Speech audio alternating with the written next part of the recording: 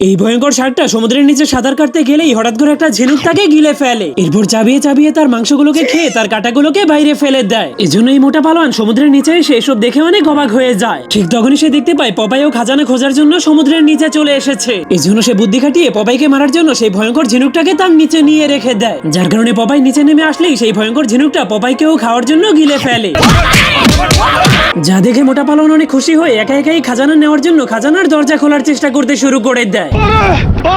কিন্তু সে দরজাটাকে খুলতে সক্ষম হলেও ভিতর থেকে আরো মজবুত একটা লোহার দরজা বের হয়ে আসে। ঠিক তখনই পপাইও সেই ঝিনুকটাকে ভিতর থেকে মারতে মারতে অনেক কষ্ট করে তার ভিতর থেকে বাইরে বের হয়ে আসে। যা দেখে মোটা পালোয়ান পপাইকে বোকা বানানোর জন্য একটা মাছ এবং পুতুলের মাধ্যমে নকল জলপরি বানিয়ে পপাইয়ের কাছে পাঠিয়ে দেয়। এই জন্য পপাই সেই জলপরিকে দেখে তার প্রেমে পড়ে যায়। এরপর মোটা পালোয়ান অনেক কষ্ট করে সেই লোহার দরজাটাকে খুলতে পারলেও তার সামনে আরো একটা দরজা বের হয়ে আসে। আর এইদিকে বোকা পপাই সেই নকল জলপরির প্রেমে পড়ে তাকে বিয়ে করার জন্য তার পিছু করতে শুরু করে দেয়। তোমাকে ভালোবাসি, আই লাভ ইউ টু, আর তোমাকে বিয়ে করতে চাই। এই জন্য সেই নকল জলপরি পপাইকে একটা চুম্মা দিয়ে দিলে পপাই তার প্রেমে হাবুডুবু খেতে শুরু করে দেয়। কিন্তু সে যখনই জলপরিকে কিস করতে যায় তখনই সেই মাছটা পুতুলটাকে কেটে তার ভিতর থেকে বাইরে বের হয়ে আসে।